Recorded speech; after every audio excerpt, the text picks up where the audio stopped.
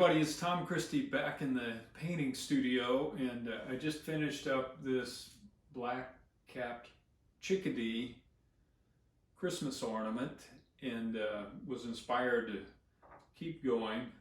So I'm going to try, I've got a great picture of a red-breasted nuthatch from the bird feeder, and this nuthatch is in great profile and also has a looks like a sunflower seed in its beak. So I thought that would be a great challenge. I'm not going to do a blow by blow. I don't want to bore you with that, but I'll just do snippets of as I create this. It's going to be a miniature again. It'll be made to hang on the Christmas tree. It's that time of year, so I'm inspired to make a few of these. And I think that open bill is going to be a particular challenge in miniature. So we'll try to figure out how to do that, add the sunflower seed in there, etc. So I've gone through the same process that I did on the chickadee. If you've missed that, you can look at that to create a pattern for yourself. And I've got the pattern created. We'll go to the workshop, start cutting things out, cross my fingers, and hope for the best.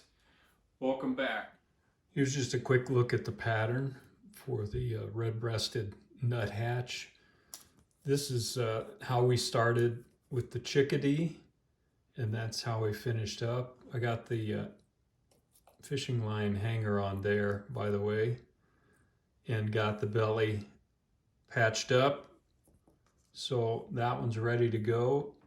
Now I'll make a pattern for this one, and we can cut him or her out. Just a quick reminder, the way I make a pattern is draw the bird on tracing paper and then flip it over and redraw from the back side to transfer that to the cardstock, and then we'll cut that out. All right, I have my bird laid out on a piece of Tupelo. Got the patterns on both sides so I can keep an eye on how I'm doing. I'm going to use the coping saw to cut the side profile again.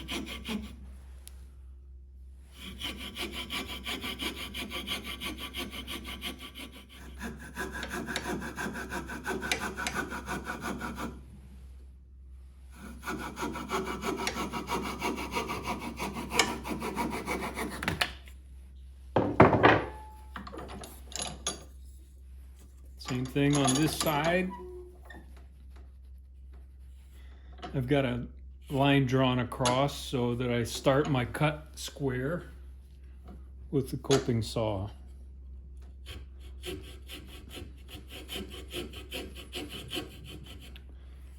Actually, before I make that cut, I'm going to make these cuts. This is going to be really fragile. At the end of the beak here,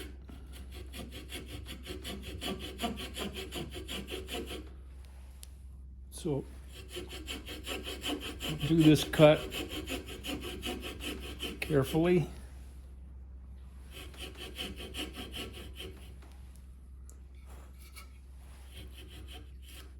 Not much wood to work with here. Now I can do the top profile.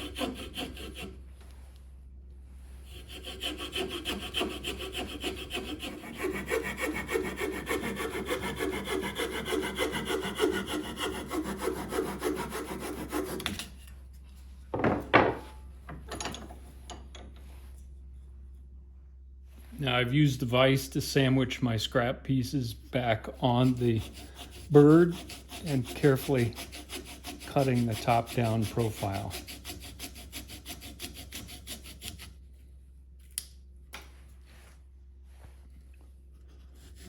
Working on the other side of the top down profile.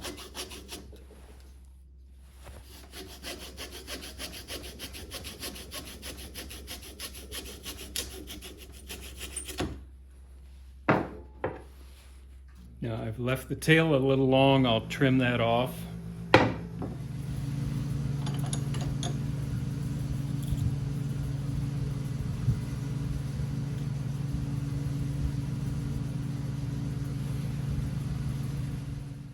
All right, I've got my carving handle attached, and I'm gonna be super careful with the beak there until I get a little bit of shape established, and then I'm gonna use super glue to soak that and strengthen that area of the carving.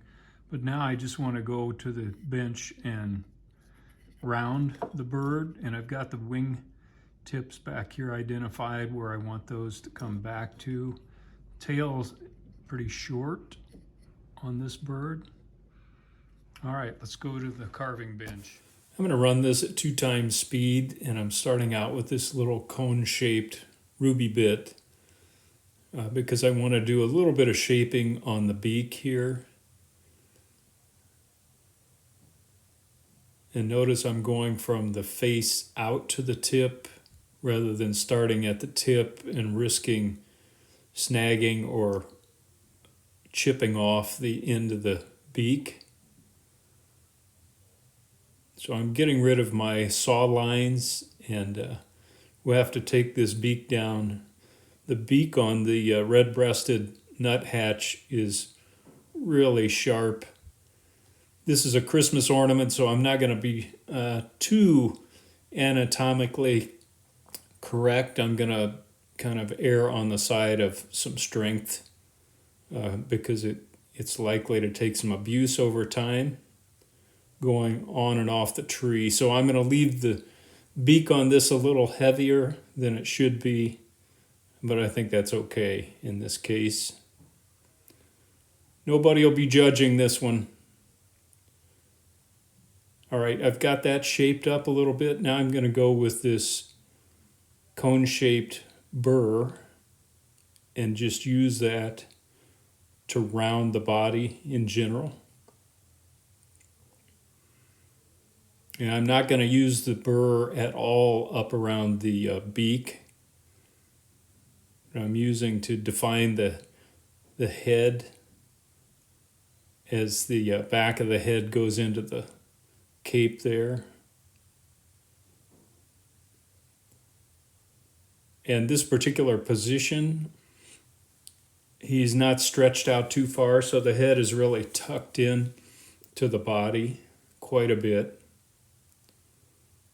Now I'm just taking a little wood off that tail, and I'm going to leave that tail a little bit heavy on this one as well. It's kind of a stubby tail. It should be fairly strong, but again, not make that too delicate. Now I'll do the other side. All right, I've got it generally rounded, and now I'm using my 1/2" 150 grit sanding drum to just finish the shaping and remove all the burr marks. Finish the rough shaping, I should say. And I can also use this sanding drum on the beak up here very carefully. All right, we've got the rough sanded shape established just to kind of get a rounded body. And now I want to do some layout work to put some detail in this very small beak from the tip. I want to see how far back into the face it goes. Give myself a reference point on either side. And then get a dimension on the top of the beak here, where it meets the crown in front. Give myself a reference point there on the center line.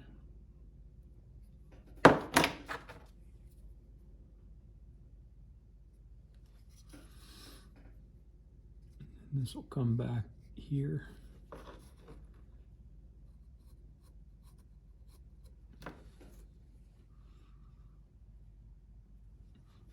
And then the lower mandible here, there's a little extension of the feathering out into the lower mandible. So I need to get a dimension from the tip of the beak to where that comes out.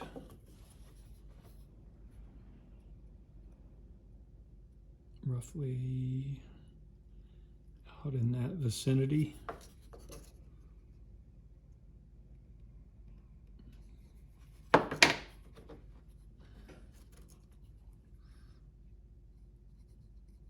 So this comes out and then back under.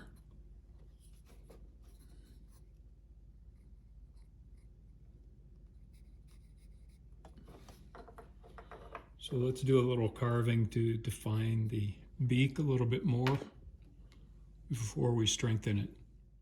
This is again at 2 times speed, and I'm using a very small ruby cylinder here to begin to define this area where the beak meets the face of the bird.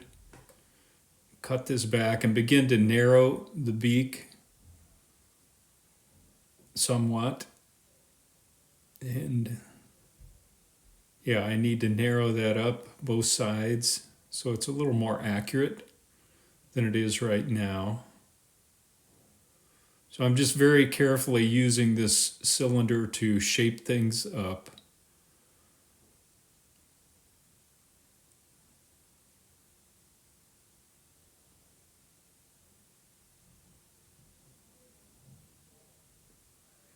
And once I get those lines cut in, then I'll go back and kind of make the transition here into the beak. So around these areas from the face into the newly narrowed beak. I'm going to take some material off the bottom here. Kind of form that up. Try to be very careful that I don't hit the beak on any of my carving equipment at this point. Is very fragile. And I chose not to do an insert on this particular bird since it is a Christmas ornament, but like I said, I am going to soak the carved beak with super glue.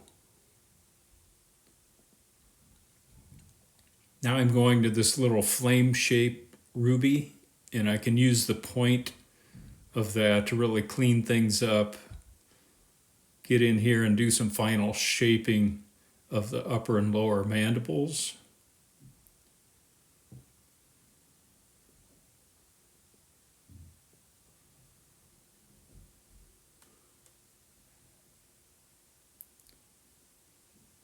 And then just make sure that's rounded into the face. I'll do some sanding with 150 grit. Again, I'm sanding from the face out, not from the tip in, just so I don't break the tip off the beak. I'm going to use my embossing tool just to press in a nostril right near the face carefully.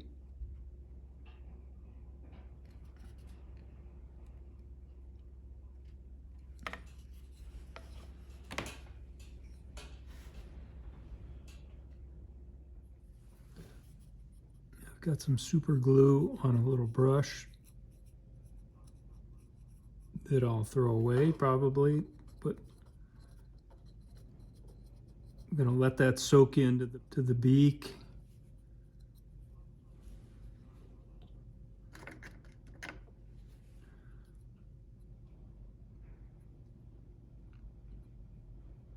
And really strengthen that.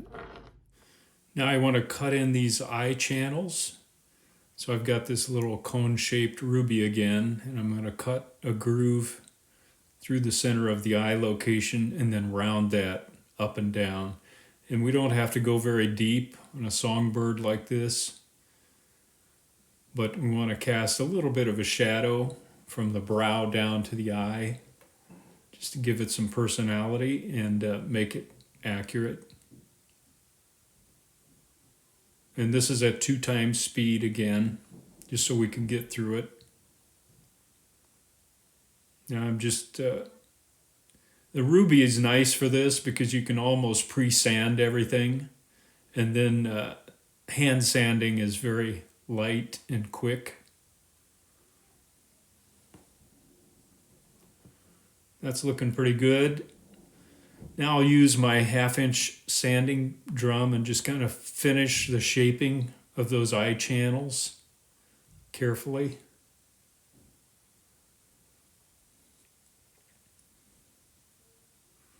I can use the tip of the sanding drum to get in there and really smooth out the eye channel and remove all of the grinding marks. And then I'll do some hand sanding with 150 grit just to finish the job. That looks pretty good. Now I can do some work to define the wing position here. So I'm going from the tip of the primaries up to this front area of the wing where it tucks into the body, and using my dividers to transfer that to the carving so we have symmetry on that. And I've penciled in this line of the lower edge of the wing as it goes back to the primaries here. And now I'm going to use this little 1/8 inch cylindrical ruby and cut a groove to define that in the wood. And I'm not going very deep here. I just want a little indication of that wing as it goes down and nestles into the body of the bird. So I'm cutting a groove and then using the side of the ruby to remove material up and down and round this so we have a nice soft looking transition. I just want a subtle little shadow here.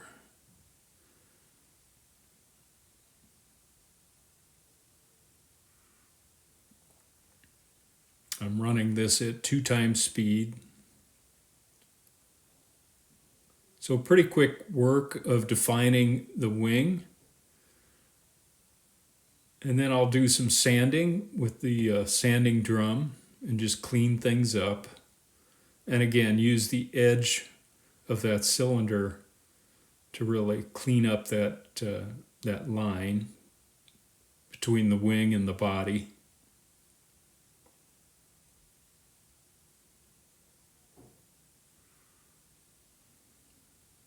Then I'll do a little bit of hand sanding on that as well. Got my eyes positioned. I'm just going to use a little 1/8 inch ruby bit.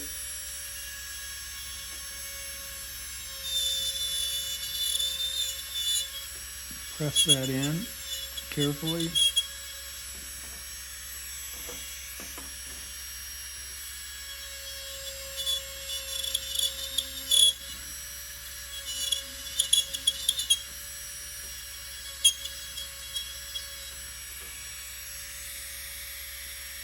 Make sure they look level.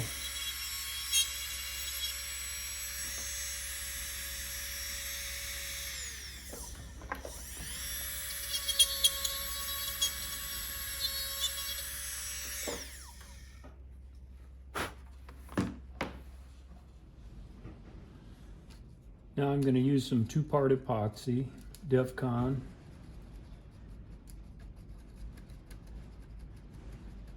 And I've just got a little piece of wire to get in the eye sockets. If you hear some wind in the background, we've got a real gale going here in Nebraska today.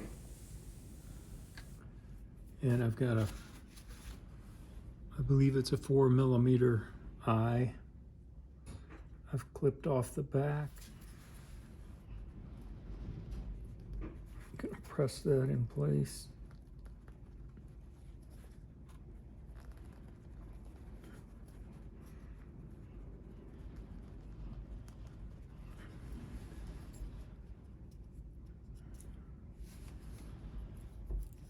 Wipe off the excess. Nuthatch has a little larger eye, so I'm going with the 4mm black glass. I had a viewer say that he always uses a pencil eraser for this purpose to press in eyes, and that's a great idea.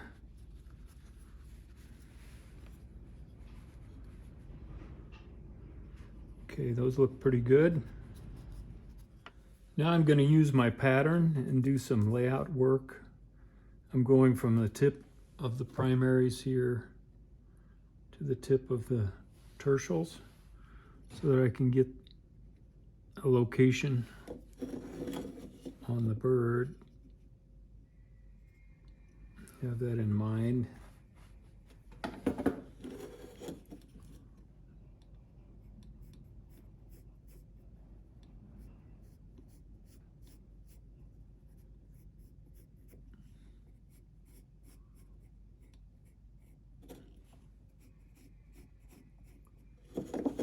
Then there's a scapular here. I don't know if I have my terminology right on songbirds, but the next feather up is here. I'm not going to do a lot of detailed feather carving since this is a Christmas ornament, but a little bit. And then these layer in, going down.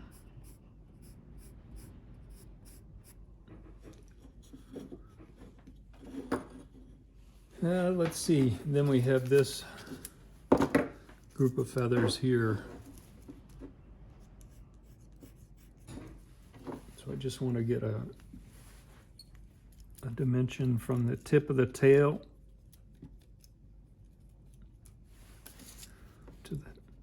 to where that angles up on the side of the body.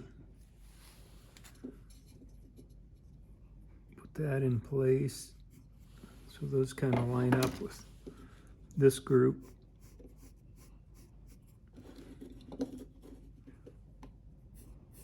So I'll go ahead and get this laid out and then come back.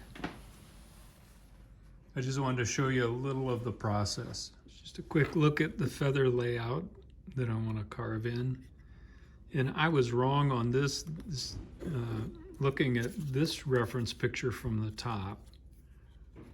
This group of feathers is pulled back away from that so it doesn't line up with that. So I pulled those back to here. And I think that's more accurate from the photos I'm looking at. And now we'll carve those in. I don't think I'm going to carve tail feathers in this bird because the tail is so short and narrow. I'll just do that with paint. Okay, I'm going to use my 1/8 inch ruby cylinder bit here and begin to outline all of these feather groups and then go back and carve in the individual layered feathers. So I'm using the side of this ruby bit to step down those feathers.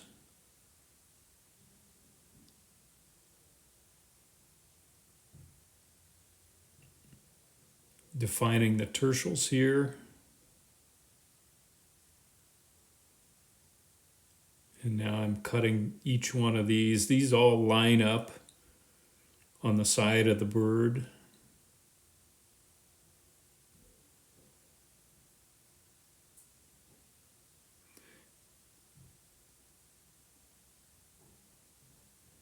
Just going to take some time to clean up my work. So I kind of work quickly to define things and then go back and clean things up. There's a little group of feathers on the side of the wing near the front, and I'm going to carve that group of feathers in here.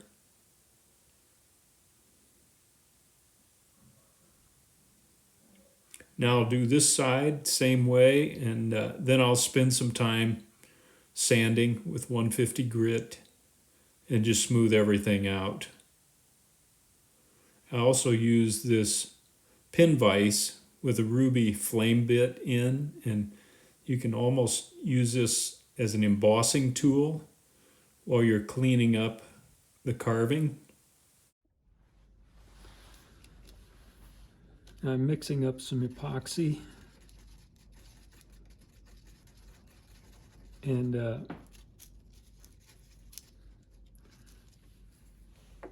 I've got a tiny sunflower seed from my feeder, and I'm going to go ahead and put that in the beak.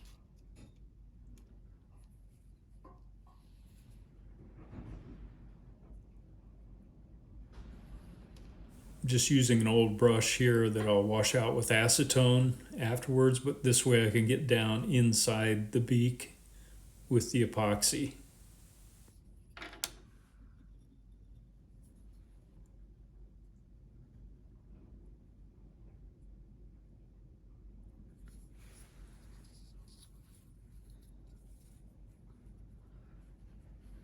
So a little non-traditional. I don't know how long that seed will survive,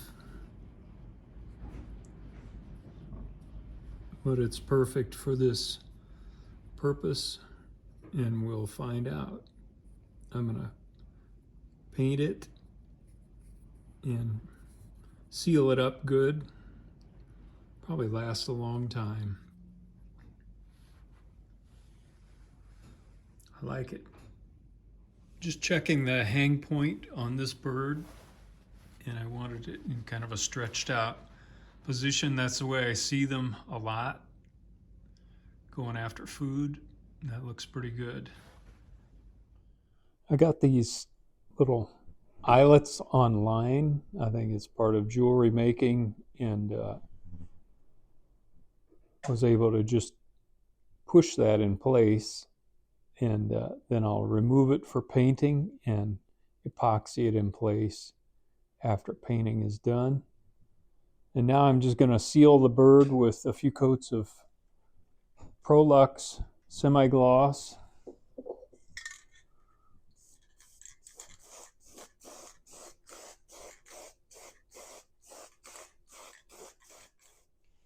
Here's just a quick 360 of the carved bird.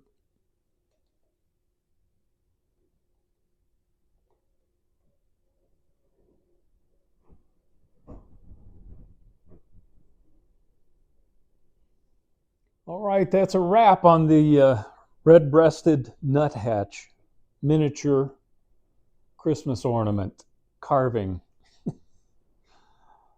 As a mouthful. Anyway, happy with the way he turned out. I'm looking forward to getting him painted. Hope this has been helpful. Until next time, Tom Christie signing out.